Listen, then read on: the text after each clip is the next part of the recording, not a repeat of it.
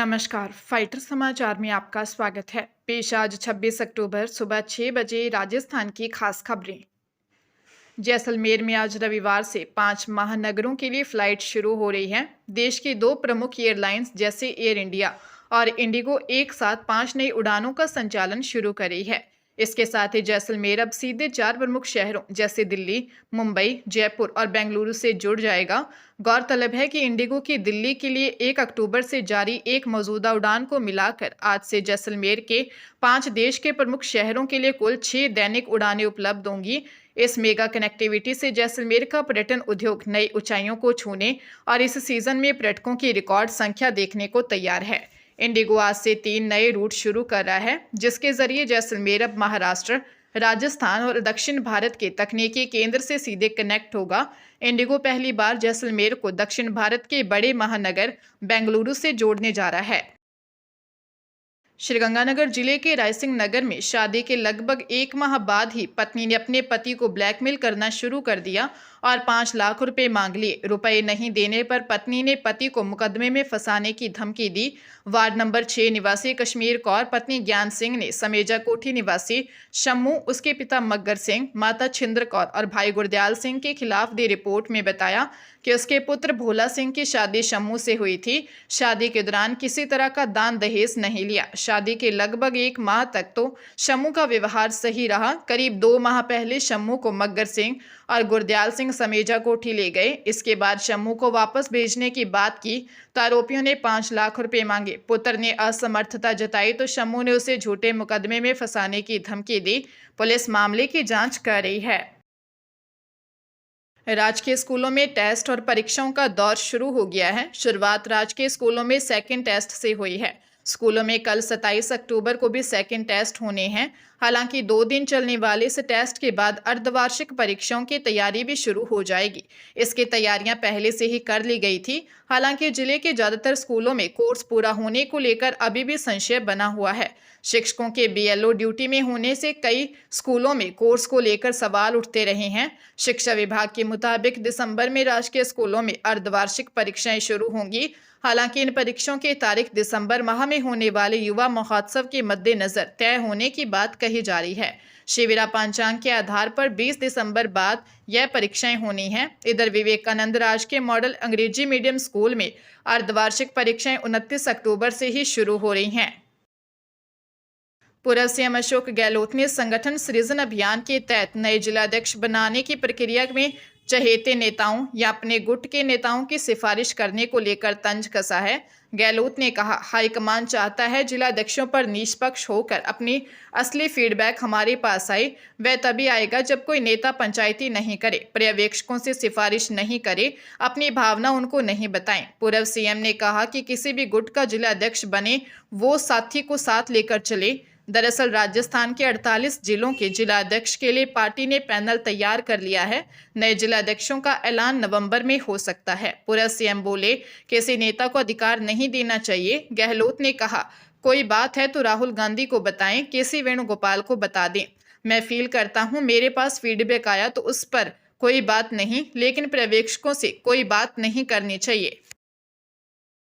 Chandigarh CBI की तरफ से रिश्वत मामले में पकड़े गए पूर्व डीआईजी हरचरण सिंह भुल्लर की बेनामी जायदाद की भी जांच होगी।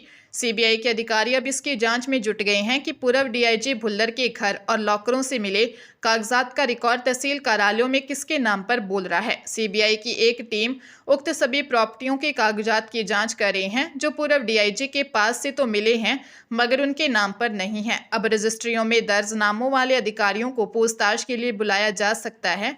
यह प्रॉपर्टियां कितनी हैं, अब इसकी जानकारी विभाग की तरफ से साझा नहीं की गई है। यह शंका जाहिर की जा रही है कि कुछ अन्य अधिकारियों और राजनेताओं का पैसा उक्त जमीन जायदाद की खरीदो फरोख्त में लगा हो सकता है, क्योंकि पूर्व डीआईजी की आईटीआर में बताई गई जमीन जायदाद से अलग भी जायदाद सीबीआई को पता लगी है। हनुमानगढ़ जिले के भादरा थाना पुलिस ने विदेश भेजने के नाम पर लाखों रुपए हड़पने के आरोप में 2 सगे भाइयों के खिलाफ मुकदमा दर्ज किया है। पटवार कॉलोनी निवासी आशीष चौधरी ने प्रेम कुमार और उसके बड़े भाई प्रमोद कुमार निवासी भिरानी के खिलाफ रिपोर्ट दी कि दोनों भाइयों में 1 साल से पहचान है। दोनों ने उसे व उसकी पत्नी को कनाडा भेजने की बात कही। 9 जनवरी 2023 को प्रवीण ने 2.5 लाख रुपए अपनी फर्म श्री ओम साईं के खाते में जमा करवाए। अगले दिन 3 लाख रुपए नगद लिए और उसकी पत्नी के दस्तावेज ले गए। लगातार टालमटोल करने पर 22 अक्टूबर को फोन कर रुपए वापस मांगे तो पहले तो उसने आनाकानी की और फिर उसके साथ गाली गलौज करते हुए साफ कह दिया कि उसने तो 5.5 लाख रुपए ठगने थे, सो ठग लिए। पुलिस ने मामले की जांच शुरू कर दी है। बीकानेर में मुंह बांधकर बुजुर्ग की हत्या के मामले में पुलिस ने श्रीगंगानगर जिले के पदमपुर से 6 जनों को गिरफ्तार किया है। इनमें अर्जुन, सनी, विक्की, बिट्टू और विनोद समेत एक अन्य आरोपी शामिल है। इन बदमाशों ने पेस्टिसाइड छिड़क कर अन्य परिजनों को बेहोश कर दिया था। यही नहीं, बदमाश बाड़े में बंदी 30 से ज्यादा भेड़ बकरियां चोरी कर ले गए। घटना छत्तरगढ़ थाना इलाके की है। थाना प्रभारी अनिल कुमार ने बताया कि छत्तरगढ़ कस्बे में धान मंडी के सामने बाड़े में 70 वर्षीय उमाराम का शव मिला था। बुजुर्ग से कुछ ही दूरी पर परिवार के अन्य सदस्य सो रहे थे। उन्हें पेस्टिसाइड छिड़क कर बेहोश कर दिया था। सूचना मिलने पर पुलिस टीम के साथ मौके पर पहुंचे थाना अधिकारी अनिल कुमार ने फोरेंसिक टीम को बुलाकर साक्ष्य जुटाए थे। पुलिस आरोपियों से पूछताछ कर रही है।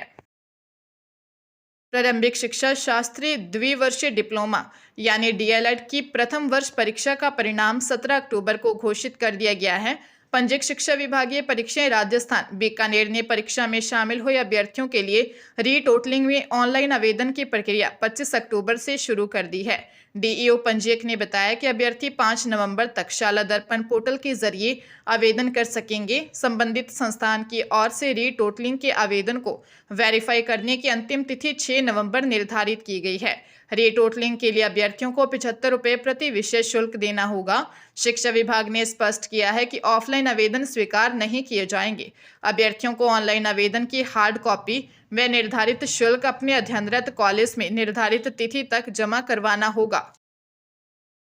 पाली जिले के पाली जोधपुर नेशनल हाईवे 62 पर रोहट के पास लालकी मोड़ पर टायर फटने से बेकाबू इको कार 3 बार पलटी खाते हुए खेत के बाड़ में जा घुसी।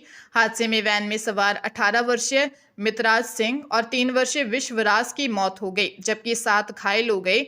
जानकारी के अनुसार ये सभी एक ही परिवार के लोग थे और आबू रोड के आसपुरा और गुजरात के गांधीनगर वे मेहसाणा के रहने वाले थे। जैसलमेर, बाड़मेर टूर और मंदिरों के दर्शन कर वापस लौट रहे थे। रोहट थाना प्रभारी पाना चौधरी ने बताया कि आबू रोड के आसपुरा निवासी 65 वर्षीय खेम सिंह राजपूत, 40 वर्षीय मीना कुमारी, गुजरात के मेहसाणा निवासी 47 वर्षीय गुणवंत सिंह, 38 वर्षीय आशा बेन व पुत्र 17 वर्षीय मित्रराज सिंह और गांधीनगर के रंगपुर निवासी प्रवीण सिंह राजपूत 27 वर्षीय प्रियंका के साथ जैसलमेर बाड़मेर घूमने गए थे।